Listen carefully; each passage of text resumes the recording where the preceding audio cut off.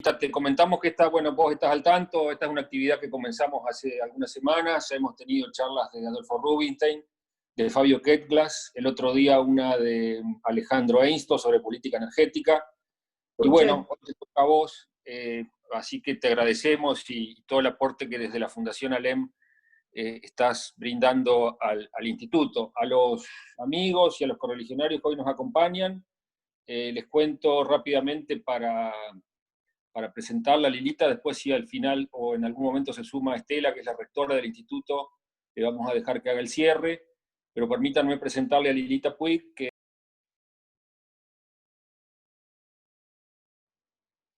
se quedó sin voz. No te escuchamos, Pepo. ¿Ahora? Ahora sí. ¿Qué pasó? Se me cortó. Bueno, le decía que Lilita Puig es profesora de Ciencia Política en la Universidad Nacional del Litoral, fue diputada nacional, le tocó presidir en ese ámbito la Comisión de Ciencia y Técnica, fue presidenta de la Convención Nacional de la Unión Cívica Radical, le tocó presidir la histórica Convención de Gualeguaychú, fue parlamentaria del Mercosur y actualmente preside la Fundación ALEM, la fundación institucional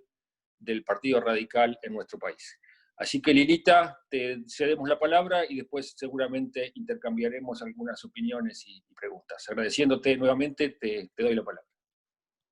Bueno, muchas gracias. Me encanta poder estar acá conversando con ustedes. Esta no es una cátedra, es simplemente yo voy a hacer unos conjuntos de consideraciones, pero me parece que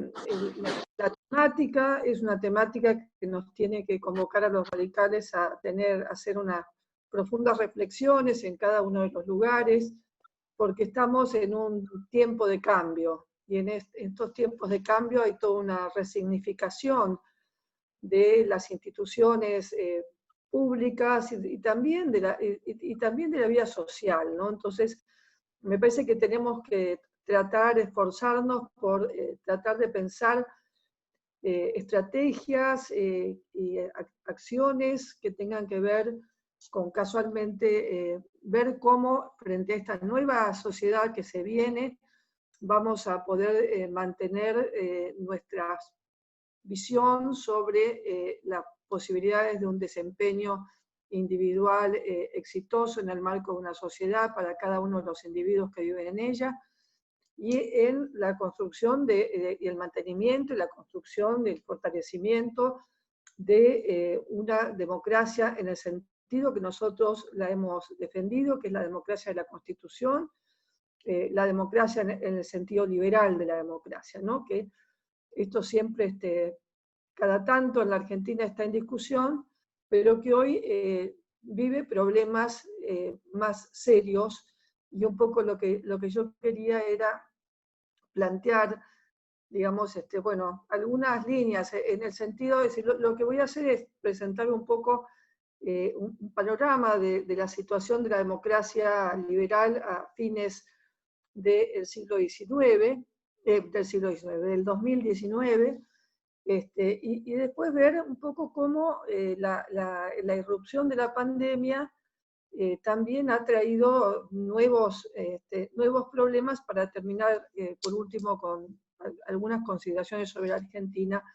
que con la finalidad simplemente de tirar puntas para después conversar, ¿no? Entonces, lo que uno ve es que en 2019 es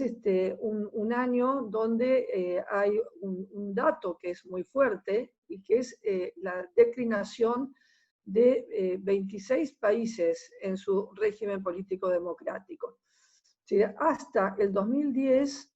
había 45 democracias liberales y 55 democracias electorales, estas que podían derivar a lo mejor en otro tipo de forma de régimen político, pero que mantenían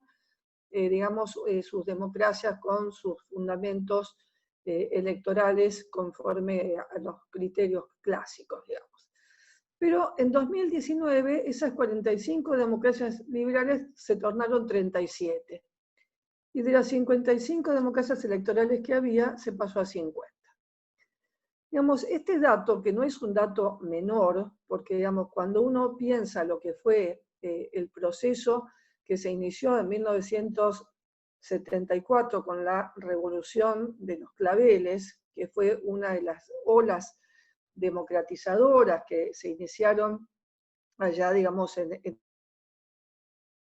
el sur de Europa, y que dieron y pusieron fin a todos esos procesos que habían empezado, algunos todavía durante la Segunda Guerra Mundial y antes de ella, ¿no? El caso de Salazar en Portugal, el caso de Franco en España, y digamos también los procesos que se dieron de la finalización de las dictaduras en Grecia. Es decir, esa ola de democratización que después nosotros desde la Argentina tuvimos, digamos, la maravillosa posibilidad de ser constructores del inicio de la ola democratizadora de la América del Sur, de la mano del presidente Alfonsín. Ahora bien, esa ola que después siguió también cuando cayó el muro y facilitó procesos de democratización en la Europa del Este con la caída de la Unión Soviética. Es decir, esto pareciera que llegó a su fin y que la cuestión ahora revierte y comienza, según lo que se sostiene, digamos, hay un órgano académico que publica una revista que se llama Varieties of Democracy, donde allí se menciona esto del inicio de una ola de autocratización. Entonces, uno podría hacer alguna reflexión rápida sobre las razones de las crisis de las democracias, que muchas están ligadas, hay muchas dimensiones, muchas razones por las cuales las democracias han entrado en crisis. Una tiene que ver con la crisis de la representación, es decir, un tipo de institucionalidad política creada ya por el siglo XVIII y que suponía, digamos, un vínculo casi personal entre representantes y representados. Después vinieron los partidos políticos para mediar en esa representación, y desde más o menos la década del 80 del siglo pasado, la representación también ha estado intervenida fundamentalmente por la comunicación y la aparición de actores intermedios como los periodistas, como los agentes de marketing, como los asesores de imagen, etcétera, que han ido modificando esa relación entre representantes y representados. Al decir de Natalio Botana, el surgimiento de las redes también ha generado, digamos, una nueva situación entre representantes y representados que trae como consecuencia lejanía entre unos y otros, una lejanía que no es solamente geográfica, sino también es una lejanía que tiene que ver desde lo simbólico, porque digamos los candidatos no son lo mismo que los líderes, y por el otro lado los candidatos están mucho más relacionados con el marketing político que con programas de gobierno y demás, que eran la razón de ser de los partidos. Entonces, digamos, hay como un problema de coordinación entre las instituciones que tienen que ver con el sistema de la representación y la nueva sociedad, que además es una sociedad bastante diferente a la sociedad de los partidos, a la sociedad industrial, digamos, es una sociedad mucho más diversa, con procesos de individuación muy fuertes, donde inclusive en virtud mismo de las redes ya no son las personas dependientes de la información, sino que también producen ellas información, y esto genera también,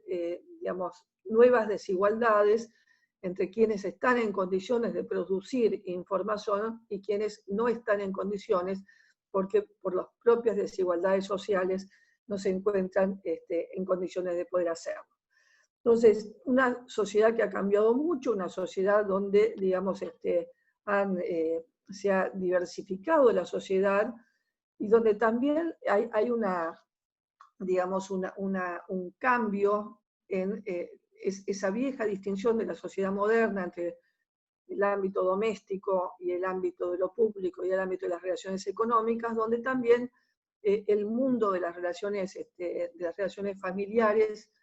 también está en un proceso rápido de ruptura, relacionado casualmente con esta igualdad de los sexos, esta igualdad de los géneros, que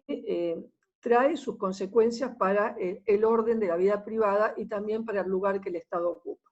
Entonces, digamos, la democracia, que es una institución, digamos, que está fundada con instituciones del siglo XIX, fundamentalmente, no podía menos que estar conmovida por el cambio brutal de la sociedad. Y si a ello le sumamos los procesos de transformación que la tecnología ha colocado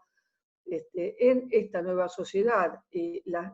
también los cambios en lo productivo, el incremento de la desigualdad, las pertenencias diversas de las personas que ya no se sienten tanto vinculadas al orden político como a particularismos. Bueno, todo ello ha llevado, digamos, a conmover, digamos,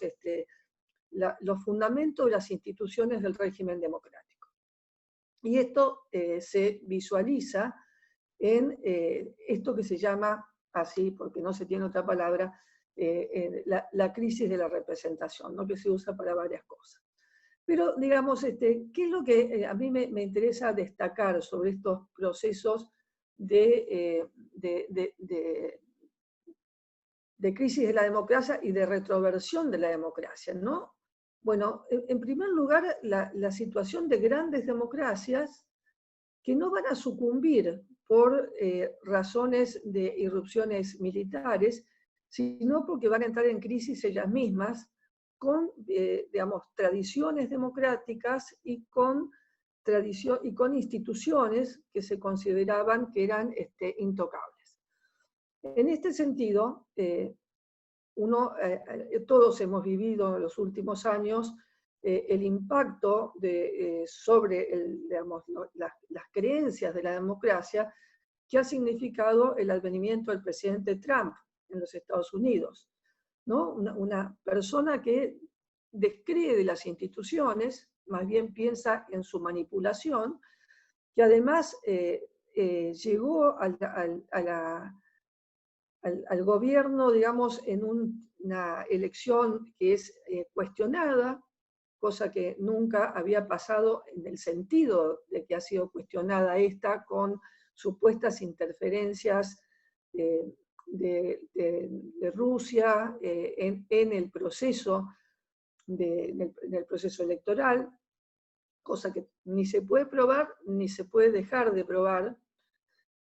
no se puede afirmar, digamos, pero queda la situación de la sospecha, pero fundamentalmente un presidente que inicia su mandato negando la posibilidad de que determinados medios de comunicación pudieran concurrir a las conferencias de prensa. Y esto es un dato no menor para una democracia como la norteamericana, donde la libertad de expresión ha sido un valor no tocado prácticamente nunca, porque se asentó ese sistema democrático sobre esa base. Es decir, un presidente que niega el valor de la libertad de expresión y que censura o intenta censurar a determinados medios, además de todas las acciones llevadas adelante por el presidente Trump, que han violentado muchas de las instituciones norteamericanas y que inclusive dieron lugar a un intento de juicio político que no prosperó en función de la mayoría parlamentaria que tiene en el Senado, ¿no? Pero fíjense ustedes que en el día de hoy también conocimos el intento, a través de un decreto del presidente, un intento de regulación de las redes sociales a partir de intentar hacer responsables a las empresas de los contenidos que las redes sociales tienen. Veremos qué es lo que ocurre con esto, pero lo que quiero significar es que este proceso de crisis y además de valores fundamentales de un régimen democrático, el juego que el presidente hace respecto de determinados problemas tradicionales de los Estados Unidos con sus, digamos, sus críticas al feminismo, con sus críticas a los... no críticas, sino el destacar, digamos, la sociedad del rifle, es decir, ensalzar a actores que tienen que ver con tradiciones autoritarias en la vida norteamericana. Digamos, esto no es gratis para un sistema democrático. En el caso de Brasil, que ese es el otro gran actor, digamos, que está sufriendo procesos con su régimen democrático, nos encontramos sorprendidos frente a la naturaleza del liderazgo que el presidente Bolsonaro tiene. Y digo liderazgo porque pese a lo exótico del personaje, un personaje absolutamente autoritario, con salidas que son realmente sorprendentes para estos tiempos de la sociedad, con, digamos, su homofobia, a veces hasta su racismo. Sin embargo, uno encuentra que ahí hay una parte de la sociedad que lo respalda, y aún en esta postura respecto de la pandemia, hay un numeroso contingente de brasileños que acompañan al presidente en esta postura absurda respecto de la negación del conocimiento científico, digamos, avalado, digamos, por sus propias creencias de carácter religioso, pero también por un desprecio del sistema institucional. El propio presidente ha planteado la posibilidad de cierre del Congreso, en fin, tipos de liderazgos que vienen con un origen democrático, pero también vienen con un origen que está fundado en una crisis de representación, porque no nos olvidemos la situación brasilera en términos de lo que ha sido el desencanto de los ciudadanos brasileños a partir de los procesos de corrupción que trajeron tremendas consecuencias a su sistema institucional y también tremendas consecuencias en términos de la confiabilidad que la política necesita para poder ejercer la representación política en forma democrática. Otra de las grandes democracias que está hackeada es la de la India. Es decir, la India, que ha sido una de las grandes democracias del mundo oriental. Sin embargo, hoy tiene un jefe de gobierno que, con un liderazgo también marcado, pero que también vuelve a perspectivas nacionalistas, estas con fundamentos de carácter religioso. Lo cual, digamos, también augura, no es un buen augurio para la fortaleza, para el mejoramiento de la democracia de la India, y vuelvo a insistir en que esto se hace con respaldo ciudadano, tocando, digamos, casualmente una de las fibras más, más rupturistas de una sociedad, que son las de naturaleza religiosa. Y por último, el caso de Turquía, que estaba a punto de entrar en la Comunidad Europea y que también ha tenido un gobernante originado en una elección pura, en una elección correcta, y que ha devenido autoritario a partir de la manipulación de las reglas institucionales y en este caso con una clara actitud de comportamiento autoritario que ha significado prácticamente la eliminación de las posibilidades de la libertad de expresión en Turquía, con el encarcelamiento de numerosos periodistas, persecución de hombres y mujeres de la cultura, es decir, una vuelta atrás en un régimen democrático que parecía ser como una luz en esa parte del mundo. Ahora, fíjense ustedes que además estos países no son cualquier país, son países que tienen peso en la vida internacional, integran el G20, tienen peso en el orden militar global, tienen peso en el orden de las relaciones económicas, y también, obviamente, de las relaciones políticas globales. Entonces, me parece que aquí hay un llamado de atención fuerte en lo que significa el deterioro de la significación de la democracia liberal, como nosotros la entendemos, digamos, como la democracia que está plasmada en nuestra Constitución. Cuando uno mira los países democráticos, en realidad las zonas con las que uno se encuentra es la Comunidad Europea, con el pequeño detalle de que por primera vez en la historia de la Comunidad Europea hay un país como Hungría que adhiere a una perspectiva nacionalista y también una perspectiva autoritaria. Y ahí hay un serio riesgo de retorno a una tradición autoritaria, porque permítanme un comentario lateral, ¿no? Es decir, los países de la Europa del Este que abrazaron, digamos, las formas democráticas, hicieron sus reformas constitucionales cuando se salió de la influencia soviética, no por ello dejaron de lado sus tradiciones autoritarias. Y en el caso de Hungría, no nos olvidemos que allí conviven, fueron sucesivamente gobierno tanto los nazis como la tradición soviética, ¿no? Y ahí, digamos, hay la continuidad de las instituciones, digamos, de la policía secreta y demás, se mantuvieron durante muchísimos años como un conjunto de tradiciones de carácter cultural que obviamente son retardatarias de los procesos de democratización y que cuando se dan condiciones para la vuelta atrás, este tipo de cultura política está ahí presente para ponerle un límite a las posibilidades de avanzar en términos del régimen democrático liberal. Entonces, sacando este caso de Hungría, el resto de Europa tiene sus democracias liberales, pero también tiene las amenazas de los partidos de derecha, partidos que han aparecido también últimamente, piensen en las últimas elecciones españolas, el caso de Vox, donde, digamos, hay cuestionamientos serios a la democracia liberal. Es decir, no es que hay una interpretación, sino que los propios actores son cuestionadores de la democracia liberal y además encuentran un caldo de cultivo adecuado en términos de los procesos de desigualdad social que se han vivido en los últimos tiempos, fruto de la crisis del orden económico global y fundamentalmente desde el 2008 todo lo que ha significado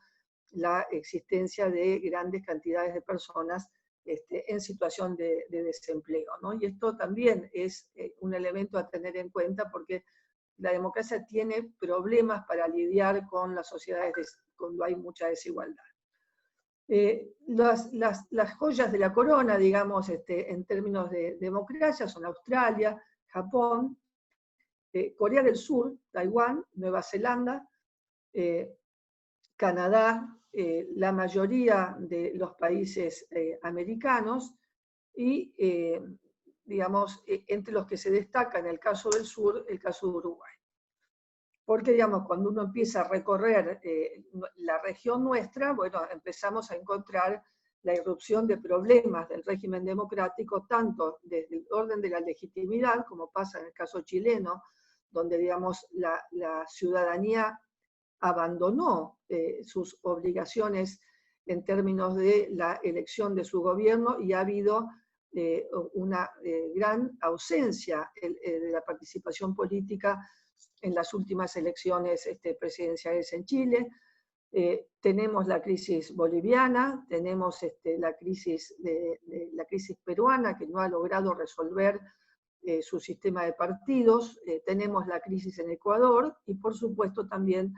el eterno problema de Colombia, que había mejorado mucho en términos de los avances y el fortalecimiento de algunos de sus partidos. Uno de nuestros amigos del Partido Liberal Colombiano, digo amigos de la Internacional Socialista,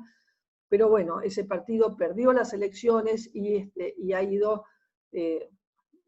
rompiéndose, digamos, determinados acuerdos que había con digamos, desarrollo hacia un multipartidismo y además con los vínculos, los problemas emergentes de la cercanía con Venezuela que vuelcan sobre Colombia, ¿no? Entonces, lo que uno va viendo es que el contexto en el que nosotros estamos llevando adelante nuestra democracia es un contexto que ha dejado de ser un contexto optimista, sino que más bien lo que uno ve es que hay un proceso que va en el sentido contrario. Inclusive, digamos, las derrotas que ha tenido la socialdemocracia tanto en América Latina como en Europa, también son signos que nos producen preocupación, ¿no? Entonces, cuando uno mira cuáles son los indicadores para decir, bueno, esta democracia está yendo en el sentido de la autocracia, y los revisa, ¿no? Los condicionamientos electorales, las restricciones a la libertad de expresión, la corrupción del sufragio, la persecución a las empresas periodísticas y a los periodistas, las restricciones a la libertad de asociación, la reducción de los controles institucionales sobre los poderes ejecutivos,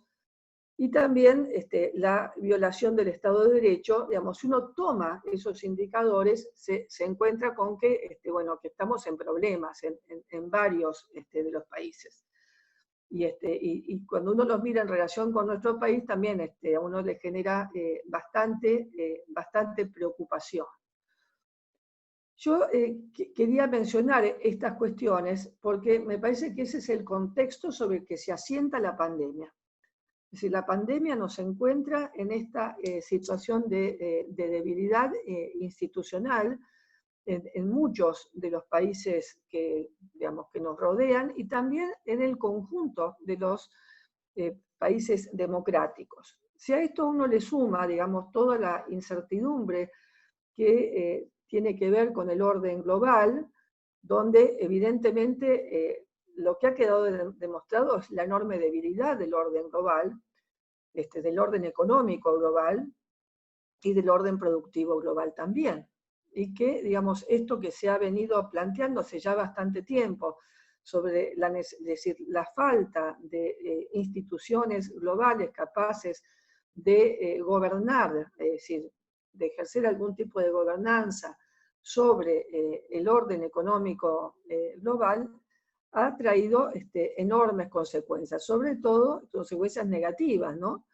Sobre todo a partir de lo que ha significado el cuestionamiento de esas instituciones del orden global por el propio Estados Unidos, que había sido desde la Segunda Guerra Mundial uno de los garantes, uno de los forjadores y uno de los garantes de la existencia de los organismos multilaterales. Y en términos de la OCDE, la falta de respaldo que le ha dado los Estados Unidos digamos, al equipo de jueces que intervenían en los juicios para los conflictos comerciales, a partir de haber quitado el respaldo, esos tribunales han quedado vaciados y consecuentemente se ha quedado vaciado la capacidad de control sobre los conflictos comerciales del orden global. Entonces ahí también hay una incertidumbre respecto del comercio, respecto de el orden productivo, porque una cosa que ha quedado clara con los efectos de la pandemia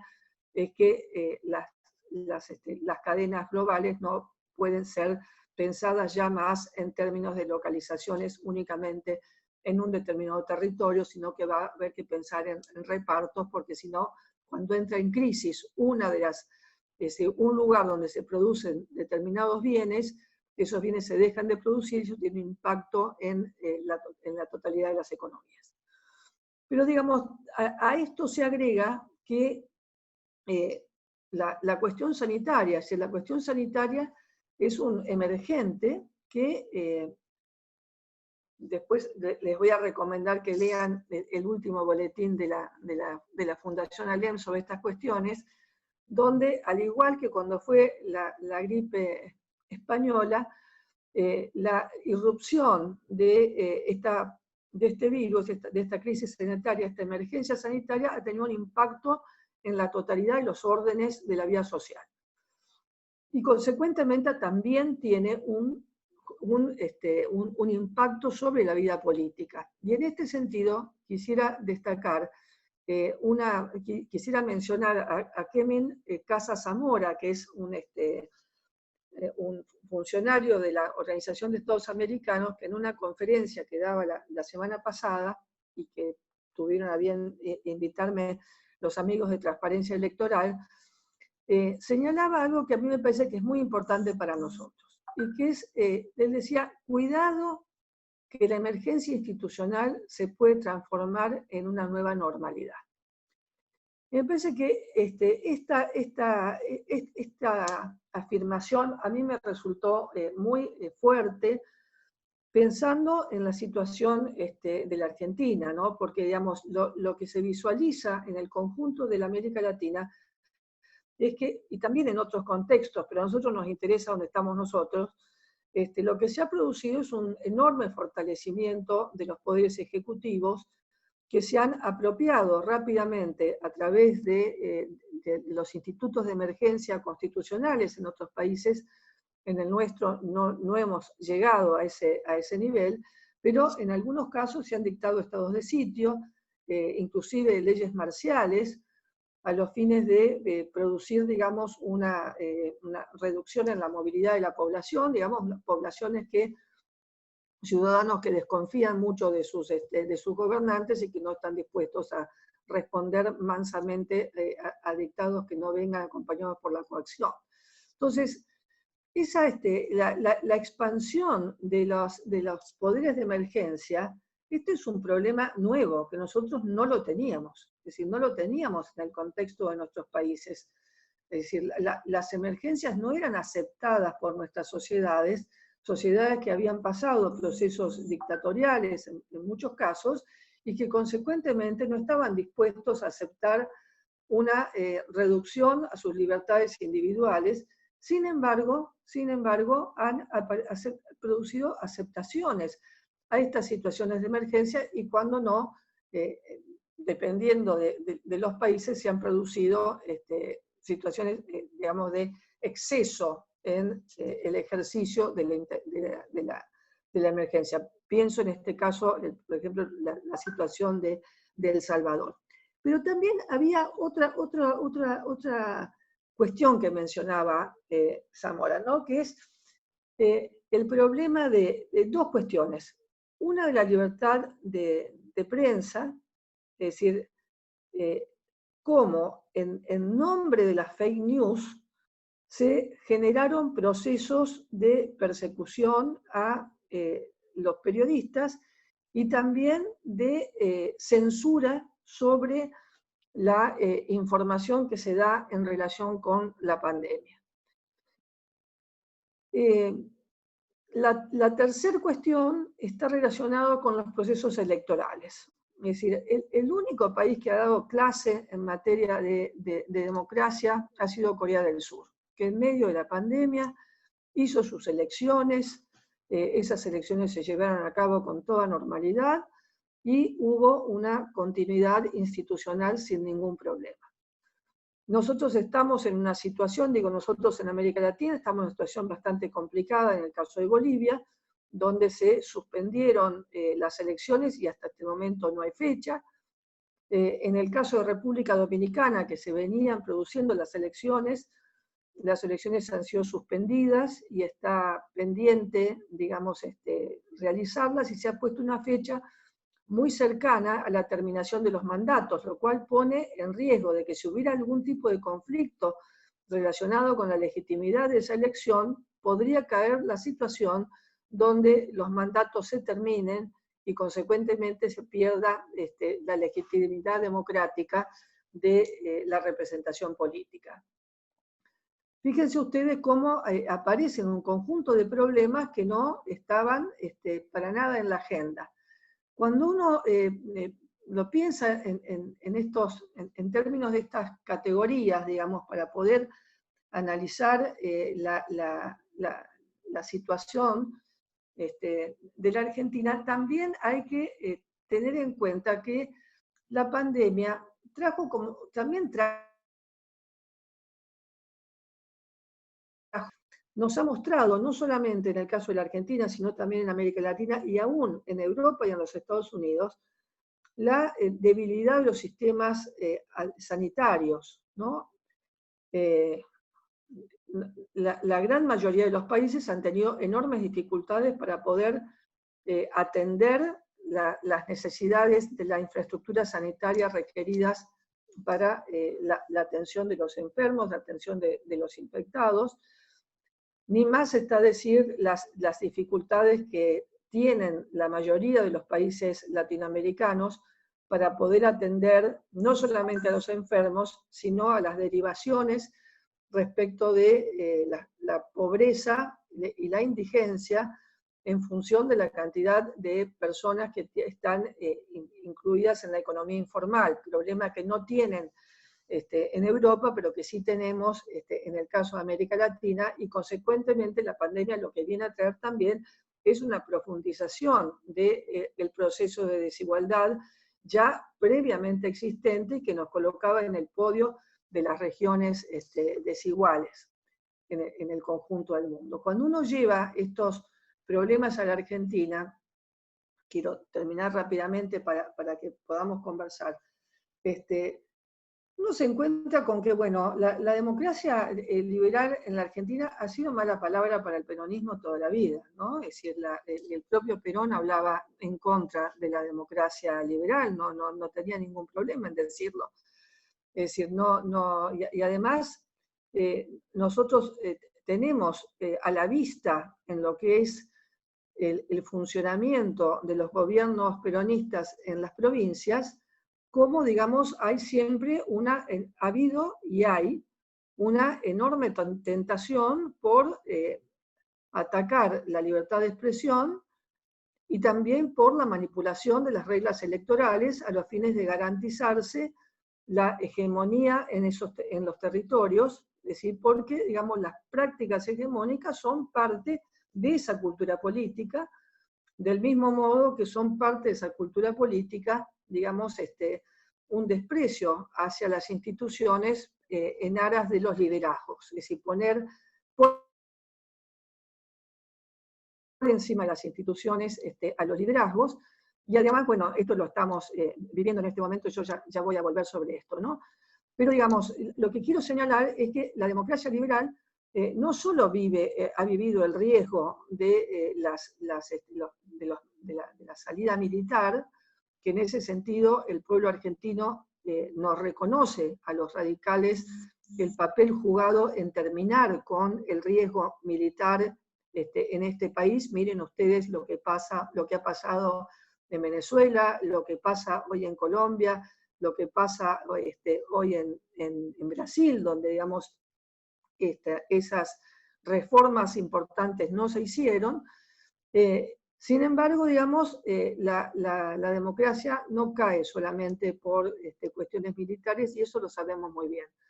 ¿no? Es decir, nosotros marchamos a constituir en Gualeguaychú la coalición política que hicimos en función de tener una clara conciencia de que era necesario salvar el régimen democrático frente a los riesgos que se planteaban en el 2015 con la lógica que tenía el gobierno en ese momento y que hoy es expresada por importantes sectores de la coalición de gobierno. Entonces, yendo un poco a estos criterios que mencionaba con anterioridad, quiero destacar, ¿no?, esta cuestión de la emergencia como nueva normalidad.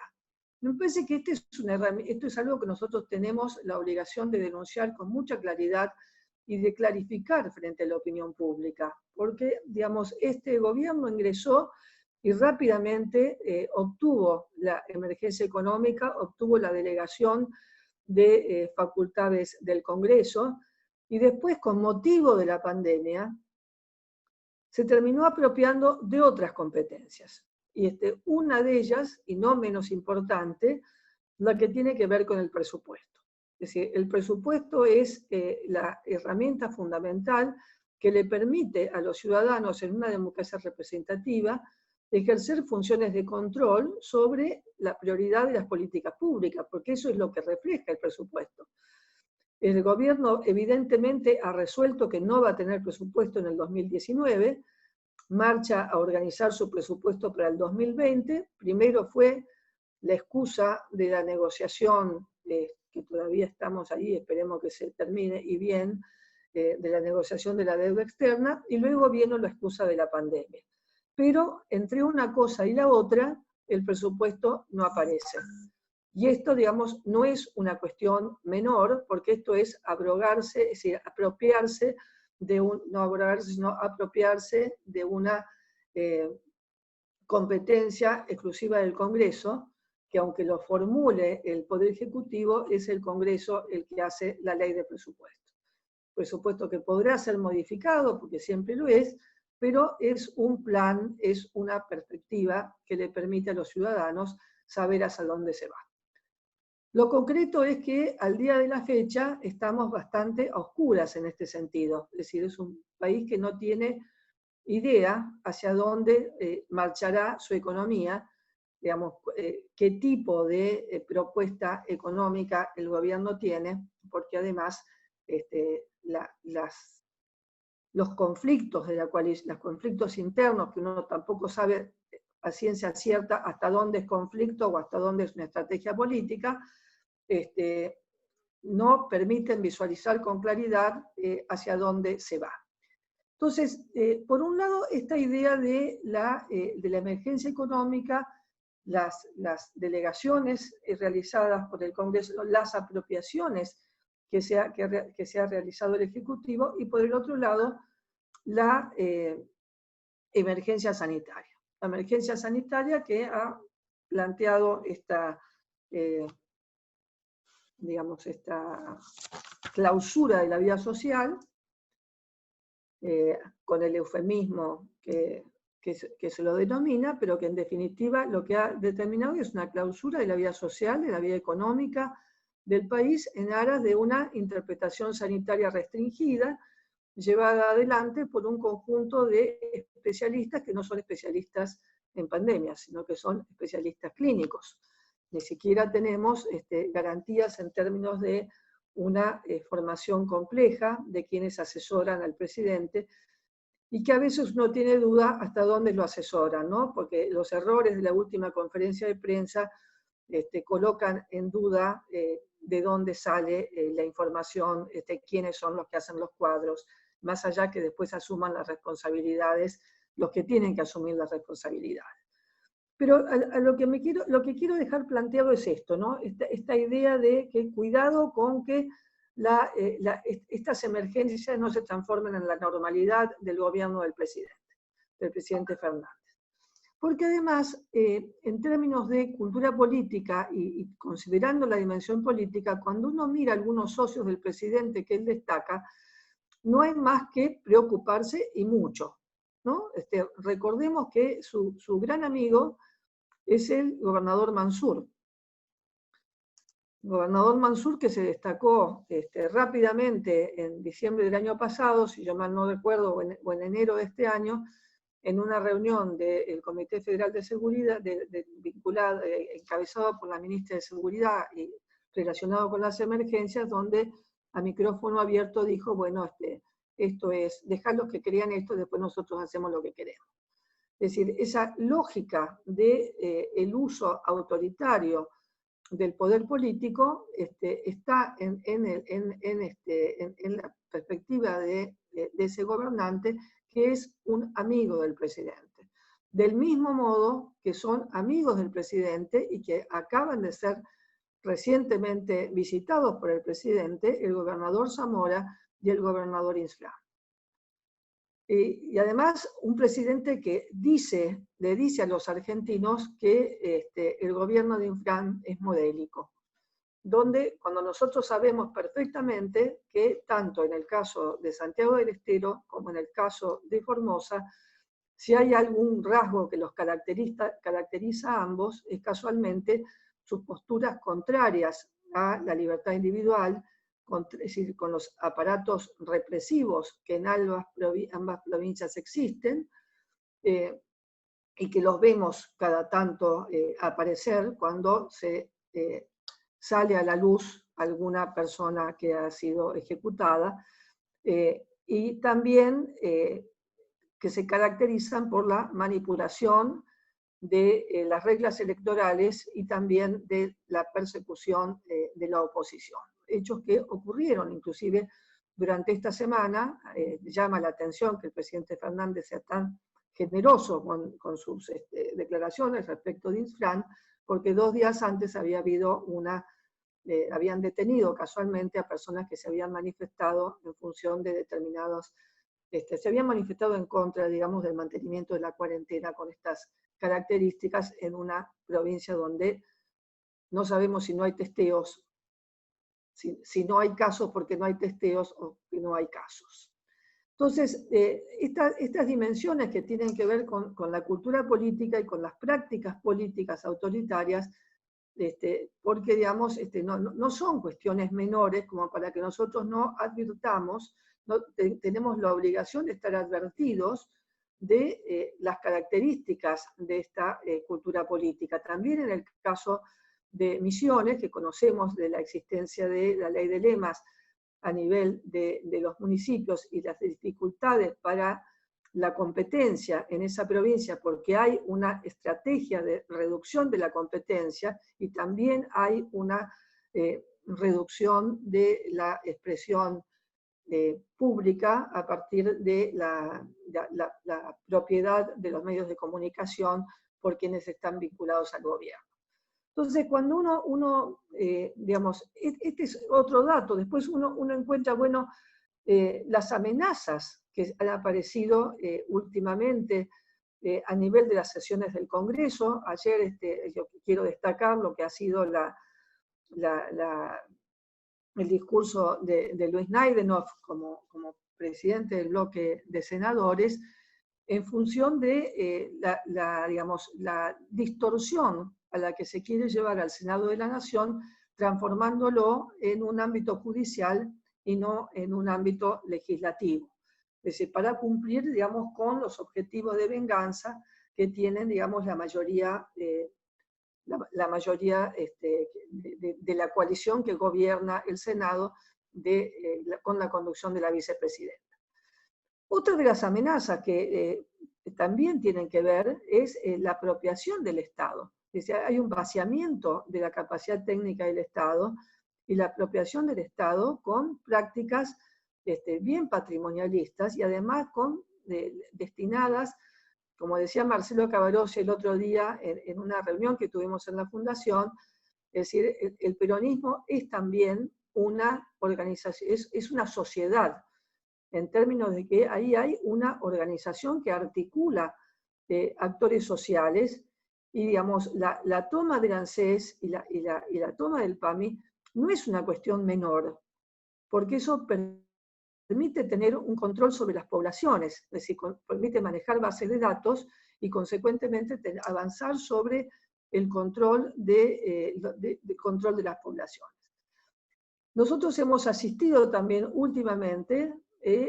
algo que nosotros vivimos en el Parlamento del Mercosur muchas veces, que es las denuncias permanentes a las fake news y al lawfare como problemas de la época que debían ser atacados. Y para ello había que terminar con los periodistas independientes y también hay que terminar con la llamada justicia dicta, que responde al neoliberalismo, al imperialismo, o no sé a quién más responde. Pero que fundamentalmente tienen por finalidad desguazar la justicia y poner limitaciones en el sistema digamos, en el sistema de medios, cosa que ya vivimos en el gobierno anterior,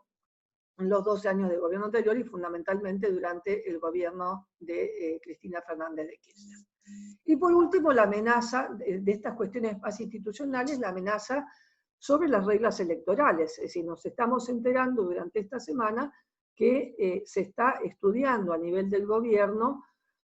la reforma de la legislación electoral a fines de evitar la competencia interna en el proceso electoral para la definición de candidaturas, con la mirada puesta fundamentalmente en la coalición opositora, que saben constituida por distintos partidos con intereses electorales cada uno de ellos, y consecuentemente aparece allí como una amenaza esta posibilidad. También, digamos, otra cosa que hemos asistido rápidamente en el último tiempo es a la negación de la oposición. Es decir, la oposición parlamentaria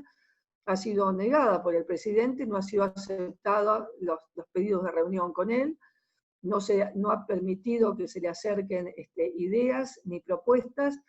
tanto en términos como la situación previa a la pandemia como a la situación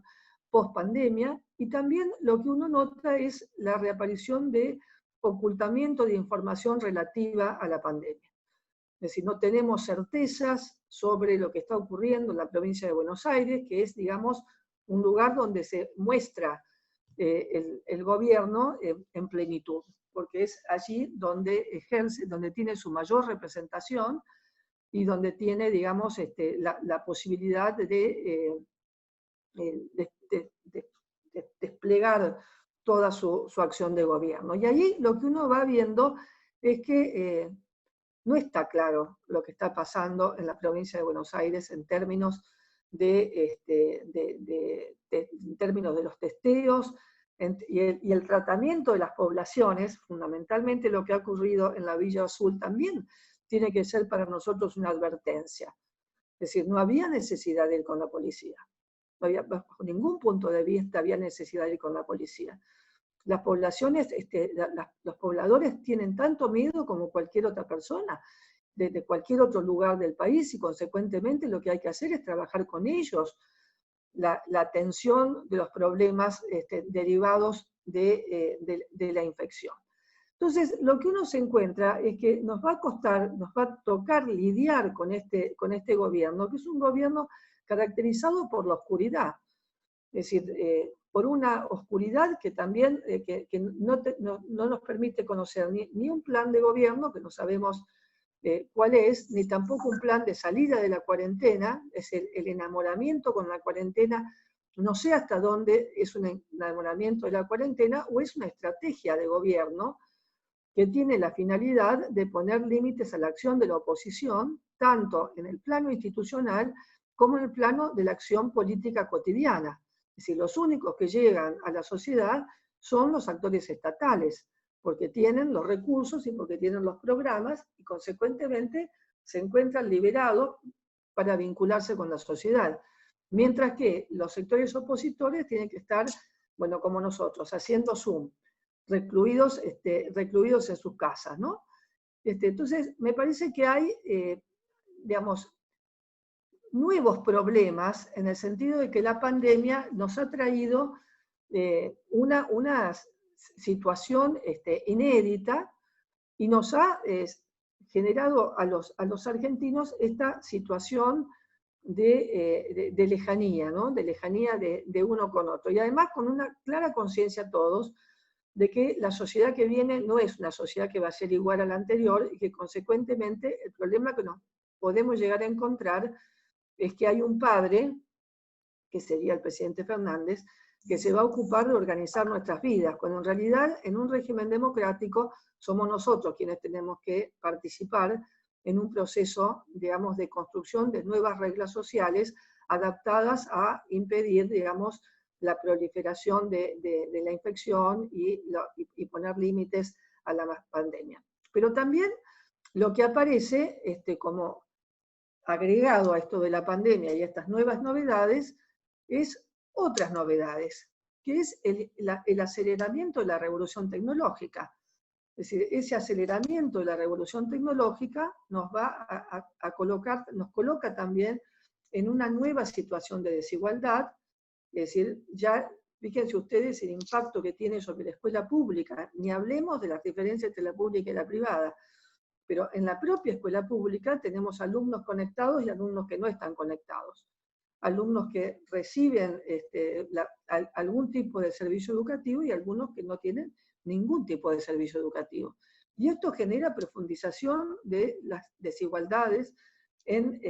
poblaciones que ya venían con problemas, pero a esa desigualdad hay que agregarle la desigualdad de las asimetrías en la disponibilidad de los recursos tecnológicos, de la banda ancha,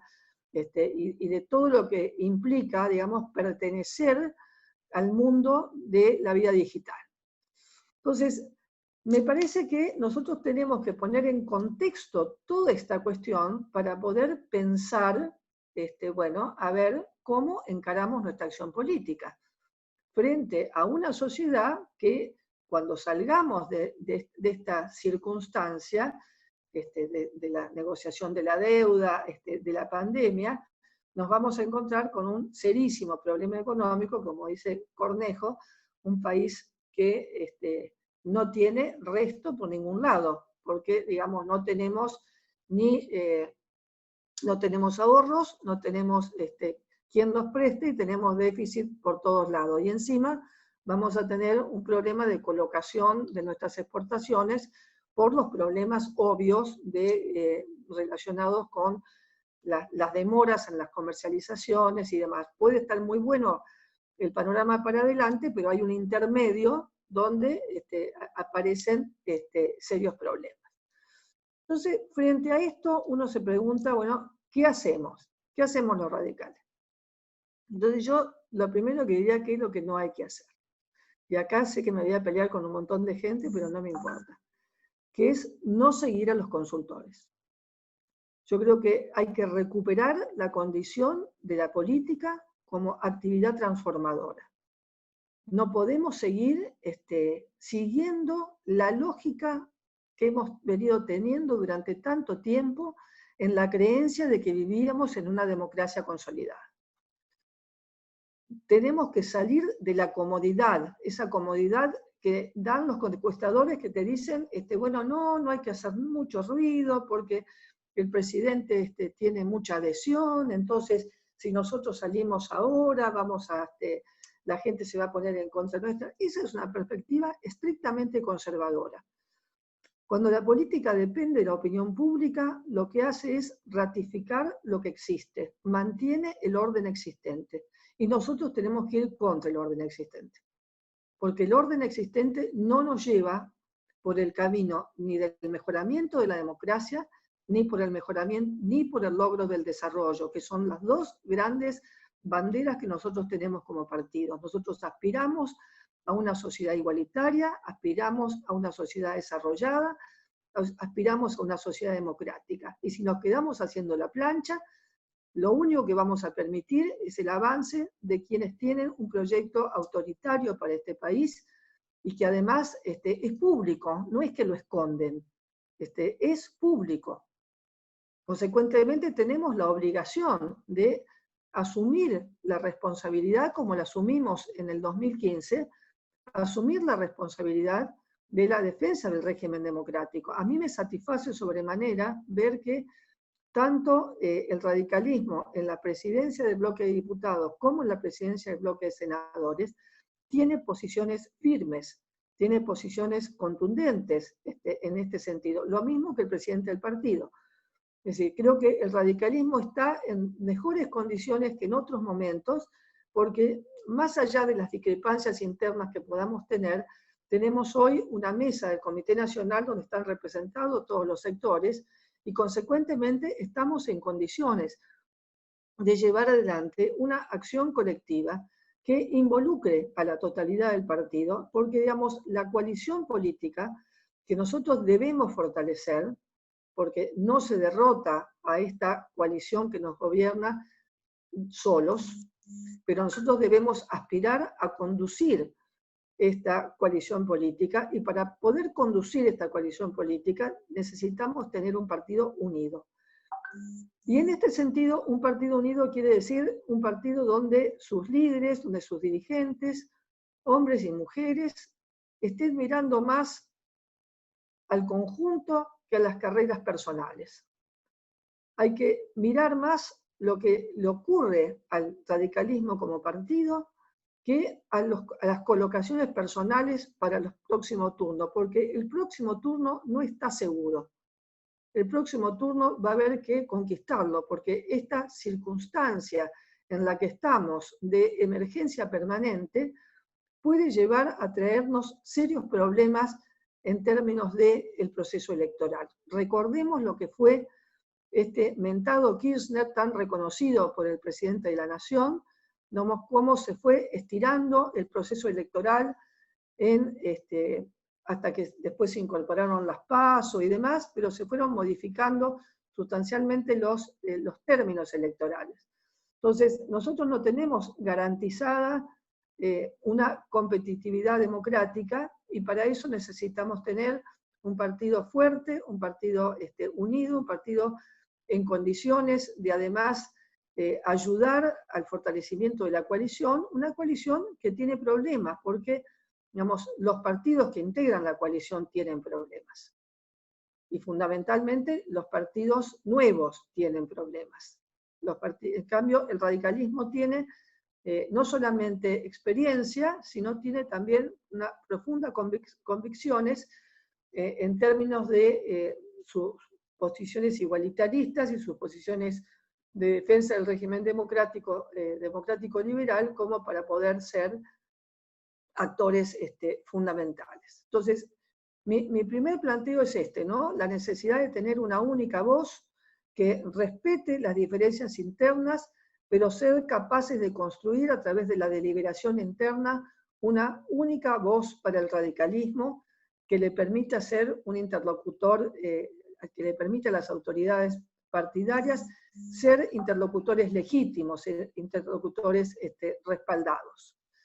Creo que nosotros tenemos que recuperar los aprendizajes de nuestros correligionarios, aquellos que fundaron medios de comunicación para lograr expresarse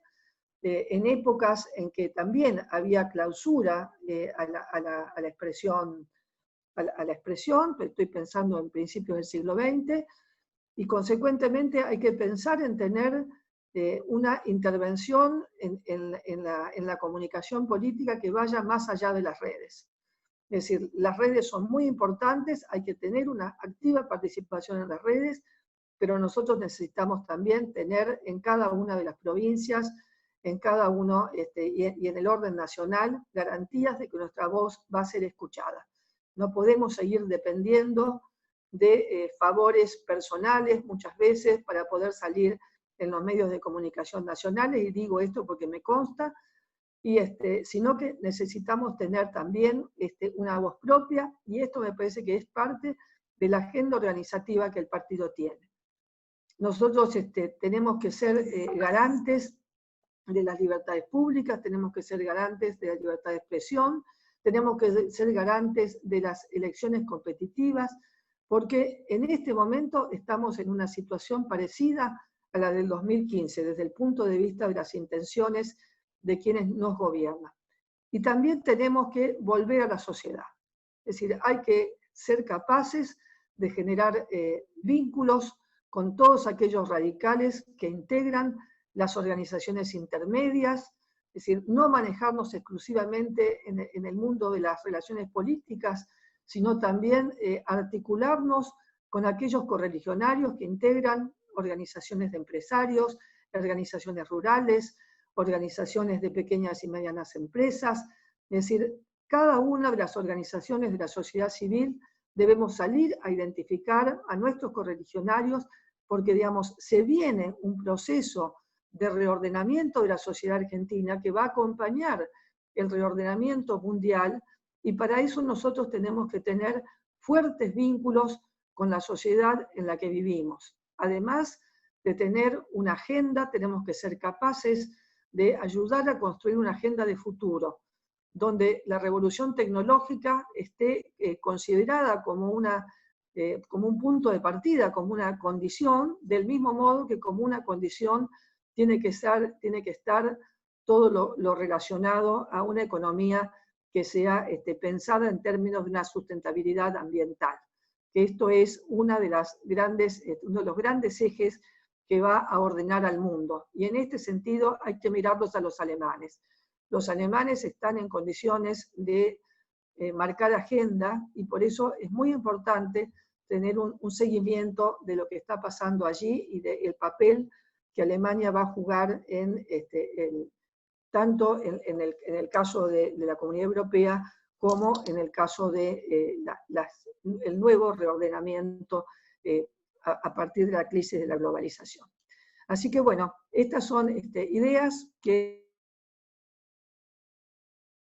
tiro al ruedo para que podamos conversar.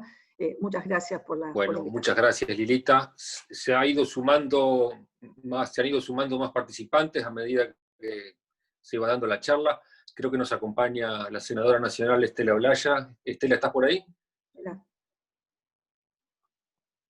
Estela.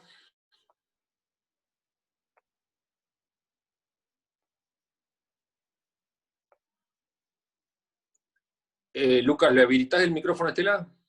Ahora sí, creo que está habilitado. ¿Qué tal, Lilita, Hola. y todos los que están acompañando este excelente momento de repaso, un repaso fundamental de este presente tan complejo, ¿no? Así que hemos estado disfrutando y repasando y coincidiendo fuertemente con lo que estás planteando. Yo estoy viviendo desde el Senado lo que más o menos has relatado, una presencia autoritaria que permanentemente intenta imponer condiciones. Es importante comentar que es tan difícil ir logrando cada una de las flexibilizaciones a las imposiciones que tiene la Presidente del Senado, que Luis Neidenov y el equipo tienen un trabajo permanente. Mira, justamente yo me demoré porque estábamos en una reunión de bloque, viendo qué es lo que vamos a hacer la semana que viene, tratando de corregir algunas de las imposiciones. El reglamento dice claramente que vamos a tratar los temas de la pandemia durante 60 días, y estamos notando, lógicamente, que hay un plan que intenta imponer temas judiciales en forma permanente. Lo dijiste recién, están presentando al Senado como en una función de juzgado, de justicia, que Neidenov y algunos de los legisladores le marcaron claramente. De todos modos, yo creo que la situación nuestra es lo que estabas diciendo. Concretamente hay que plantearle a la sociedad argentina las resistencias, hacerles ver cuáles son los abusos en los que se está, digamos, a los que se está llegando, y tratando de, en ese sentido, ir logrando la respuesta de los medios, de la sociedad, para ir corrigiendo. Pero es una realidad muy, pero muy difícil. Están en un plan de ataque, de judicialización de todo lo que se les ocurre, y de cambio de las normas. Y lógicamente no les tiembla el pulso, y también cuentan con las mayorías como para hacerlo. Así que ahí está la situación, y ahí está la lucha que vamos a tener que llevar adelante y tratar de hacerlo con la mayor inteligencia y sumando a cada uno de los sectores. Bien. Lilita, hay varias preguntas, no sé si las podés ver en el chat. Son unas cuantas, pero voy leyendo las primeras. Federico preguntaba, ¿cómo percibe usted las señales emergentes en Argentina? Creo que la formuló cuando vos estabas hablando un poco del mundo, y después te referiste un poco a eso, pero la dejo planteada. Ayelén plantea el tema del presupuesto y los superpoderes son sumamente preocupantes y delicados, pero cómo se batalla, cómo se controla cuando se tienen mayorías para hacer lo que se le venga en gana. ¿Qué les vamos a proponer a nuestros compatriotas? ¿Radicalismo, conservadorismo? ¿Quién lidera la oposición? Pregunta Horacio. Bueno, otras en la misma línea. Las dejo planteadas en general, Lilita, como para hacer un cierre. Bueno, todos tenemos preocupaciones, ¿no? En este sentido, pero fíjense ustedes que yo creo que una buena agenda de problemas nos ayuda a poder ordenarnos, a poder organizarnos, ¿no? Y que eso es una cuestión primera. Yo no entiendo bien la pregunta en relación a esta cuestión de... alguien pregunta sobre cuestiones conservadoras, no conservadoras. A mí me parece que nosotros tenemos un programa. Es decir, en esto vuelvo a Irigoyen, nuestro programa es la Constitución, y casualmente la Constitución del 94, que es la Constitución más moderna que ustedes se pueden imaginar, si ustedes se ponen a mirarla con detenimiento, es una Constitución que contempla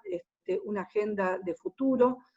y además es una agenda, digamos, una agenda institucional de control del poder. Que obviamente después la dinámica política del país, con el peronismo, con sus características, altera, ¿no? Pero yo soy digamos, yo creo que nosotros tenemos un mandato, y ese mandato es el mandato de las elecciones. Es decir, la sociedad argentina nos ha colocado en un determinado lugar, y nosotros lo que tenemos que ser es garantes de que la oposición parlamentaria se mantenga unida, que la crisis de los otros partidos no lleve a la ruptura de los bloques. Es decir, las mayorías parlamentarias nosotros tenemos que ser garantes de su sostenimiento, porque es la forma que nosotros tenemos de proteger al pueblo argentino. No hay otra forma en un régimen democrático. Esto que tenemos es suficientemente importante, pero hay que acompañarlo de una intensa actividad social. Es decir, con una militancia que tenga que ver con la sociedad argentina, y ir hacia la sociedad argentina, y no quedarse enredados exclusivamente en la lógica del orden político, porque me parece que también es uno de los problemas que ha tenido, digamos, que no es un problema solo de la Argentina, es un problema digamos, de la crisis de la representación y del cambio social. Esto no es una anatema, digamos, un problema que tenemos nosotros solamente. Pero, digamos, tenemos que tenerlo claro a los fines de saber cómo tenemos que actuar. Yo no tengo mucho más para decir que lo que dije, y me parece que, bueno, simplemente son ideas para la discusión. Es decir, yo no me siento en condiciones de decir hay que necesariamente hacer esto, sino en líneas generales lo que sí me parece es que nosotros tenemos que impedir bajo todo punto de vista que el faccionalismo radical se instale nuevamente, porque este es el cáncer que siempre tenemos. Hay que lograr convivir en nuestras diferencias, que muchas veces esas diferencias no son diferencias doctrinarias, ni son diferencias de principios, sino simplemente son diferencias de carreras políticas. Y consecuentemente no es justo para nuestros representados que nosotros traicionemos la representación en aras de ayudar a que algún amigo llegue a determinado lugar. Es decir, nuestra credibilidad, la construcción de confianza en la representación política pasa por ser capaces de ser voceros, que esa es la función fundamental de la representación, es decir, ser voceros de quienes nos votan, quienes coinciden con nuestros principios y con nuestras doctrinas, y además tenemos que ser capaces también de, en función de nuestra doctrina, ser intérpretes de este mundo que viene. Yo los aliento a fortalecer el rectorado, a que tratemos de armar entre todos, con la Fundación ALEM y con los correligionarios de distintos lugares del país que se han ido vinculando con la Fundación ALEM, ver si somos capaces de armar una agenda de futuro, pensando en que más allá de todos los problemas que nosotros tenemos, no vamos a poder detener los impactos de la revolución tecnológica, ni vamos a poder detener tampoco los impactos que van a tener sobre Argentina el reordenamiento de este mundo global, que va a seguir siendo global, pero que posiblemente, como dicen algunos intérpretes de las relaciones internacionales, el mundo ya no va a estar tan ligado a los órdenes globales, sino más bien a órdenes regionales. Entonces, uno piensa, bueno, ¿cómo nosotros vamos a ser capaces desde el radicalismo de evitar que estos que gobiernan dejen de meter la pata con el Mercosur y trabajen en su fortalecimiento, pensando fundamentalmente que nuestro país necesita de la región porque somos pocos, somos pobres y necesitamos articularnos con otros para tener, con otros países para poder tener un lugar en el proceso de reordenamiento global que viene. Entonces, a pesar de nosotros tenemos que ser una agenda de futuro y de poder legitimarla con una... Bueno, Lilita, la Alicia Solá, que uno de los primeros actos torpes de gobierno fue justamente retirarse de la reunión de Paraguay, sin rendir cuentas, sin medir las consecuencias y sin conocer exactamente qué es lo que le estaba provocando a la Argentina en relación justamente con los acuerdos que están firmados y qué significa un retiro de ese tipo. Por suerte, tuvo algún tipo de corrección, pero esto está pasando con muchísimos temas y debe saber la sociedad que fue gravísimo lo que hizo y puede repetirlo con otra cantidad de temas.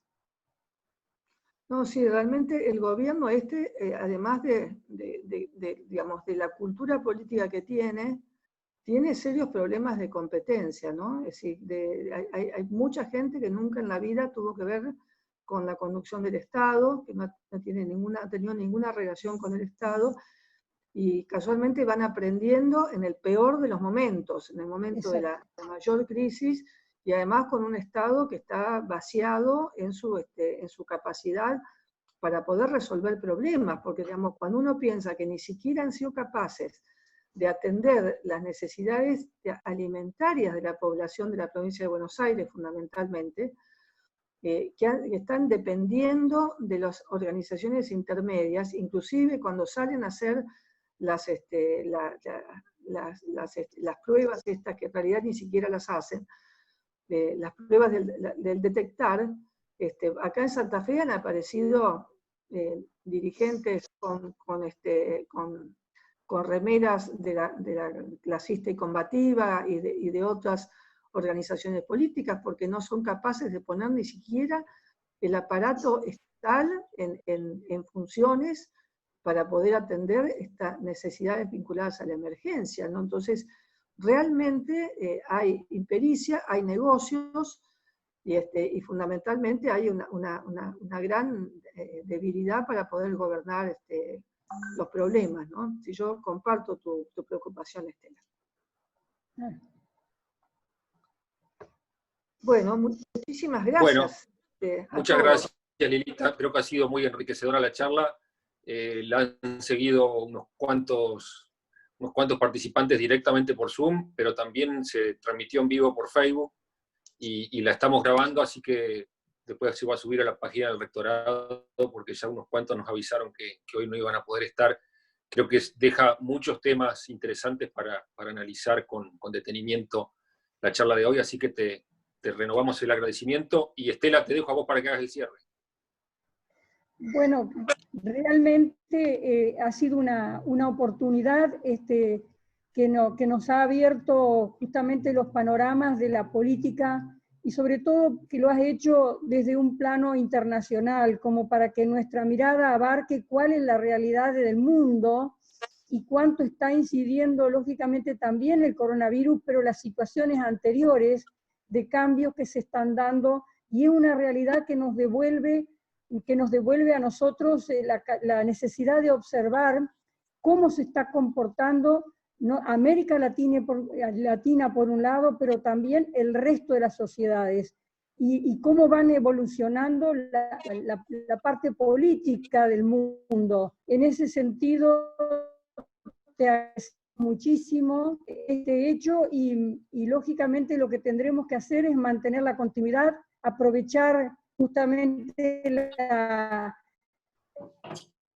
todo lo que ustedes han organizado en el Comité Nacional Salén como para contacto permanente que nos permita seguir analizando la realidad que tenemos y tratando desde nuestro partido y desde el trabajo que tenemos cada uno producir esas transformaciones. Así que muchísimas gracias, Lilita, siempre militando y siempre comprometida con el partido. Bueno, muchas gracias, ¿eh? Hasta luego. Muchas gracias a todos por participar y por